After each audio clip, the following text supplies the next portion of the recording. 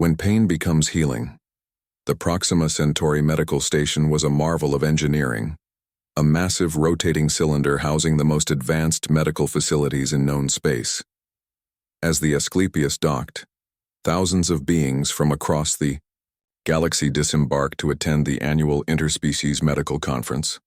Dr. Sarah Martinez and Kalara walked together through the bustling corridors, drawing curious and fearful stares from passing aliens. The conference was being held in the station's largest amphitheater, a circular auditorium designed to accommodate the various environmental needs of different species. Kalara had registered to present her research on neural trauma recovery, though she had always delivered her presentations via hologram to avoid distressing the audience. Today would be different. "Are you sure about this?" Kalara asked as they approached the presenter's entrance. Her pale blue skin seemed to glow more brightly when she was nervous. "If I appear in person, many will leave before I can even begin speaking." Sarah adjusted the portable medical scanner on her belt and smiled reassuringly. "Trust me, I've learned that sometimes the best discoveries come from taking risks. Besides, we have proof now of what your abilities can really do." They entered the backstage area, where other presenters were preparing for their sessions. A tall, reptilian Sicarian, doctor named Dr. Voss, was reviewing his notes nearby. When he noticed Kalara, his scaled features contorted in concern. "Healer Kalara," he said in his hissing voice, "I did not expect to see you here in person. Should we not maintain safe distance? Your species' energy emissions are quite painful." "Actually," Sarah interjected, stepping forward, "that's exactly what we're here to discuss. Dr. Voss, I presume you've read Kalara's published research on cellular regeneration?" "Of course. Her work is groundbreaking, though unfortunately theoretical due to the practical limitations of Netherian physiology." Sarah exchanged a meaningful glance with Kalara. "What if I told you those limitations might not apply to all species?" Before Dr. Voss could respond, an announcement echoed through the backstage area. "Medical emergency in Section 7.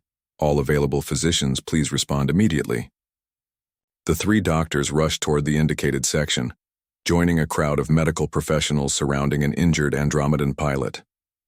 The blue-skinned humanoid was conscious but clearly in severe pain, his left arm twisted at an unnatural angle and blood seeping through torn fabric. "Compound fracture with severe nerve damage," announced the station's chief medical officer, a stern-looking Centaurian with 4 arms. "The bone has severed several major neural pathways. Even with our best technology, full recovery is unlikely. The patient may lose all sensation and mobility in that limb." Kalara knelt beside the injured pilot, her healer's instincts overriding her usual caution. "The neural pathways can be regenerated if the cellular reconstruction is performed quickly enough, but it would require direct bioelectric manipulation." "Absolutely not," Dr. Voss said firmly. "The pain of Netherian healing would likely cause cardiac arrest in his weakened condition." Sarah stepped forward, her voice clear and confident. "What if there was a way to make it work? What if the pain response could be managed?" The chief medical officer turned to her with skepticism. "Young human, you clearly don't understand the intensity of Netherian bioelectric fields. No known species can tolerate direct contact." "Then let me be the first to prove you wrong," Sarah said, rolling up her sleeve to reveal her arm. "Kalara, show them." Despite the murmurs of alarm from the surrounding doctors, Kalara removed her gloves and placed her bare hand on Sarah's exposed forearm. Her skin began to glow with soft blue light as bioelectric energy flowed between them. Sarah's face showed concentration, but no pain. Instead, she seemed almost peaceful. "Impossible," whispered Dr. Voss. Sarah looked at the amazed faces around them. "My nervous system was altered by a lightning strike years ago. It conducts bioelectric energy differently than normal, but more importantly, we've discovered that Netherian healing energy can be channeled through a compatible nervous system and transferred to other patients with greatly reduced pain response." She turned to the injured pilot. "If you're willing to trust us, Kalara can heal your arm using me as a conductor. The pain will be manageable and your limb can be completely restored." The pilot looked up at them through pain-glazed eyes. "You would do this for me? Risk your own safety?" "That's what healers do," Sarah replied simply. With the emergency medical team monitoring both patients, Kalara placed one hand on Sarah's arm and extended her other hand toward the injured pilot. As her healing energy flowed through Sarah's modified nervous system, it transformed into something gentler but equally effective. The pilot gasped as warmth spread through his damaged limb, but instead of screaming in agony, he watched in wonder as his bones realigned and his torn muscles began to knit back together. The entire medical team stood in stunned silence as they witnessed the impossible, an Etherian healer working through direct contact causing healing instead of harm. Within minutes, the pilot was flexing his fully restored arm with tears of gratitude streaming down his face. "This changes everything," breathed the chief medical officer. "If this technique can be replicated, if we can find more compatible conduits..." "That's exactly what we propose to research," Sarah said, helping Kalara to her feet.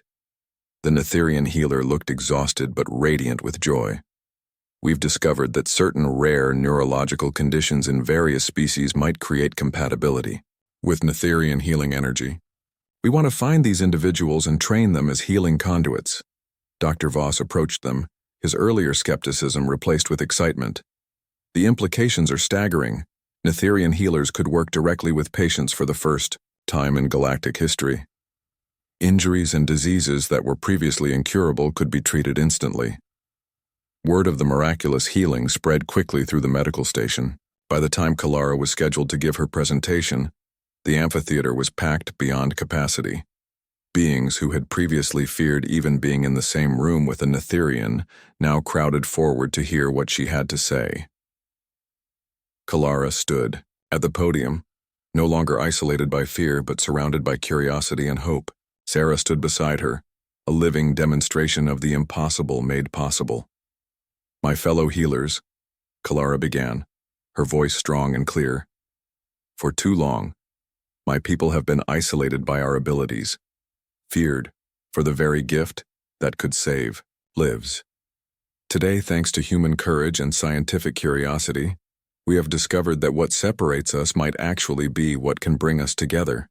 She gestured to Sarah, who smiled warmly at the audience. "Dr. Martinez represents something we never thought possible, a bridge between our species and yours. Together, we have proven that the barriers we thought were permanent can be overcome through understanding, cooperation, and the willingness to see beyond our fears." The audience erupted in applause, a sound that included the clicking, chirping, and harmonizing of dozens of species expressing their approval. For the first time in her life, Kalara felt truly connected to the galactic community she had always served from a distance. As the presentation continued, with Sarah and Kalara demonstrating their technique and explaining their research, the foundations of galactic medicine began to shift. Plans were made for screening programs to identify other potential conduits, training protocols for healing teams, and research initiatives to expand the applications of direct bioelectric healing. Later, as they sat together in the station's observation deck watching the stars wheel slowly past, Sarah and Kalara reflected on how a chance meeting had changed both their lives. "You know," Sarah said, "when I boarded that transport ship, I was just hoping to attend a medical conference and maybe present my research on bioelectric healing. I never imagined I'd become the key to unlocking an entirely new form of medicine." Kalara placed her ungloved hand gently on Sarah's arm, the blue glow of her bioelectric field creating a warm connection between them. "And I never imagined that my greatest curse could become my greatest gift. Your people have a saying, don't they, about how the greatest discoveries come from the most unexpected places?" Sarah nodded. "Sometimes the thing that makes you different is exactly what the world needs most." As the two healers continued their conversation, planning the research that would revolutionize medicine across the galaxy, other beings throughout the station began to reconsider their own prejudices and fears. The human who saw healing where others saw harm had proven that understanding could triumph over terror, and that the greatest barriers between species existed not in biology, but in the willingness to look beyond surface differences to find common ground. The age of collaborative healing had begun, started by a lonely healer and a curious human who dared to reach out when others pulled away.